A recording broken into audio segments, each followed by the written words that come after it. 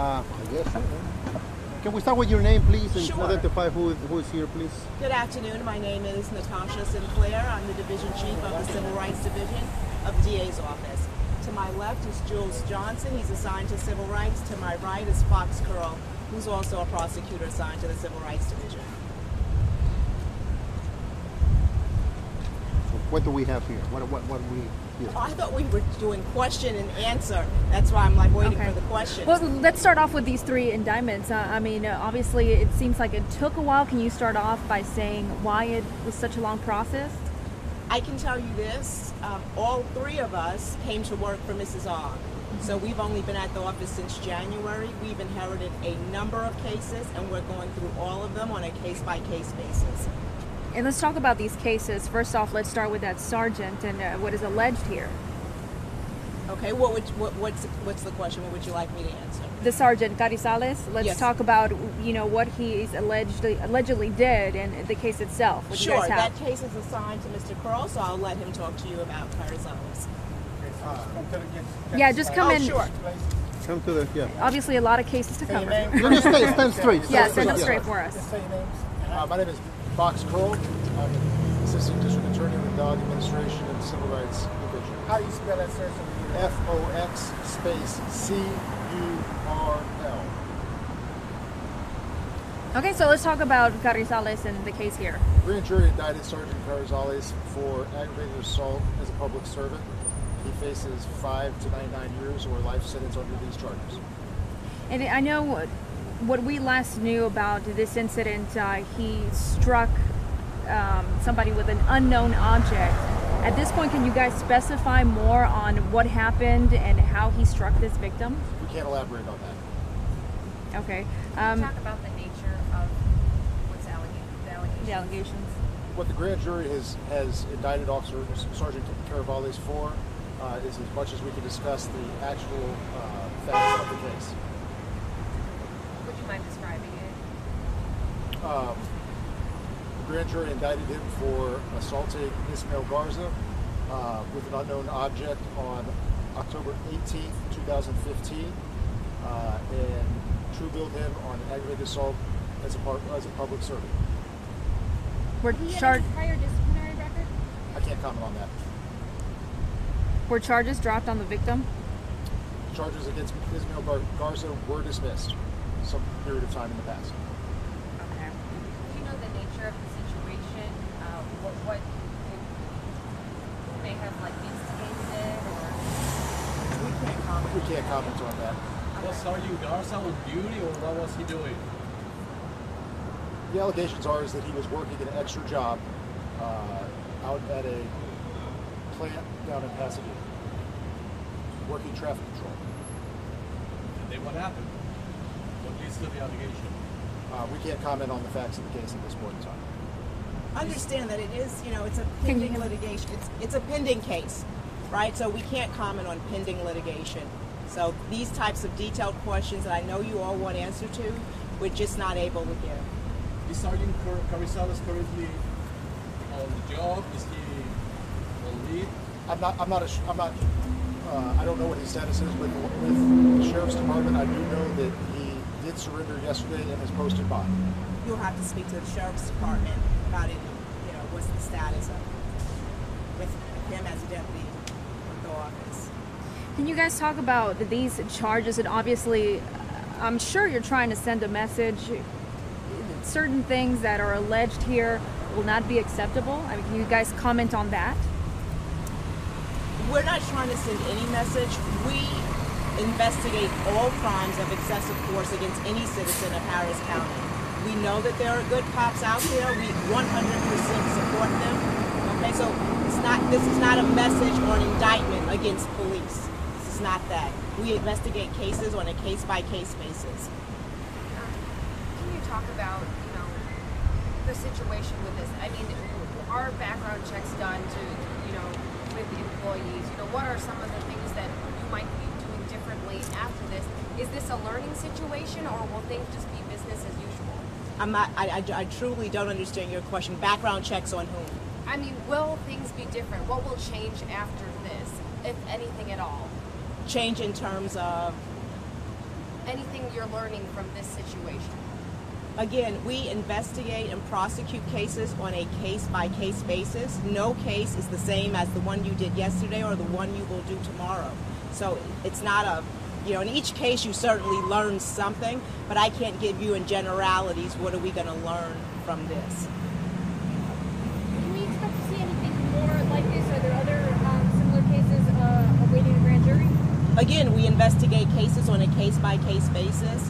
When we believe that they warrant presenting to a grand jury, we do so.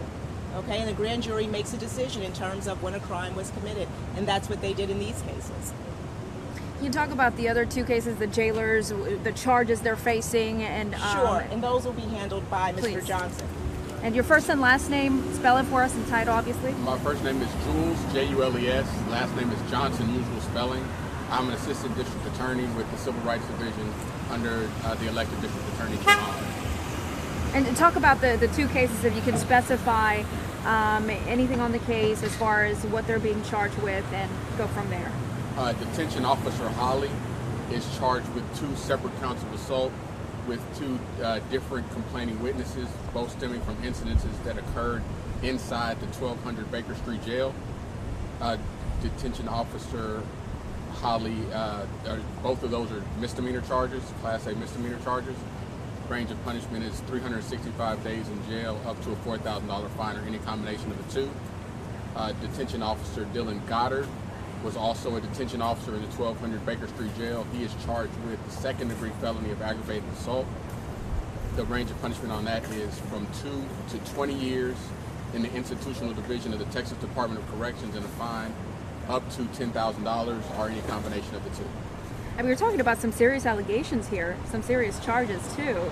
I mean, just talk about that in general. I mean, it was caught on body cam video. Not on body cam surveillance video, I should say. There is surveillance video. As Ms. Sinclair stated, every allegation of civil rights or police brutality, when they come through our office, we investigate them fully. And then after we investigate them, we present them to 12 members of the community via the grand jury, and they determine whether or not those cases are appropriate for charges to be filed. We will do that continuously throughout our term here at the District Attorney's Office to ensure safety for the citizens of Harris County. How important is it to investigate these allegations and obviously prosecute them? I'm sure sometimes people see law enforcement and they shy back from saying anything if something like this happens. So I know you guys are talking about the importance of investigating and prosecuting, and if you could explain on that and give us something on that. We want citizens to know that they're always able to come to us if they believe they've been victims of excessive force, and we will investigate those claims. We take each and every case seriously, and if charges are appropriate to present to a grand jury, we absolutely will do so. Since these incidents allegedly happened, the inmates have been released from jail.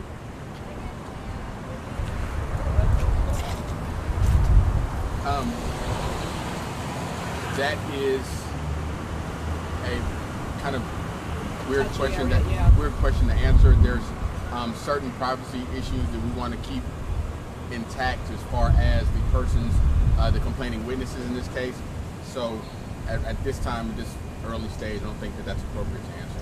Are the complainants cooperating with you guys? The complainants, absolutely. Having surveillance video, does that make your cases that much more solid? I mean, the fact that this was caught on camera, these incidents? Well, we've seen a lot of cases where there are videos and people reach different conclusions after, viewing those videos. So all of these cases, as you can just take a look around the country, you have to know that they're all hard cases. They're all hard cases. It's always an uphill battle with these cases. A video is not the end-all, be-all of a case. Does this type of situation, in your experience, happen often? Again, we investigate all claims of excessive force. I'm not going to put a number because we're not interested in numbers. We're interested in cases.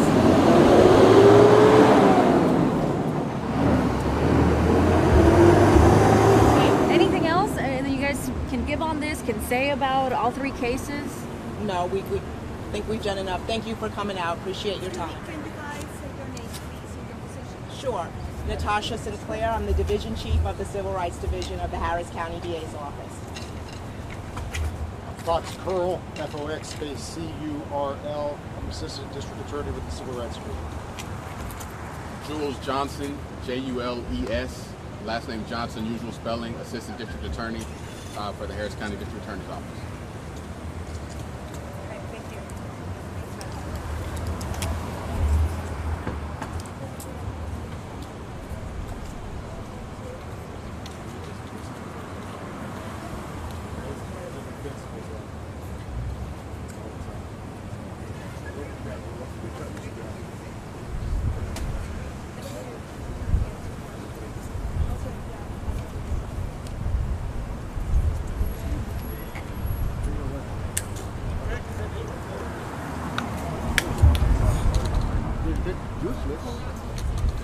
Useless. She should know. Well, this is really a statement. She should know.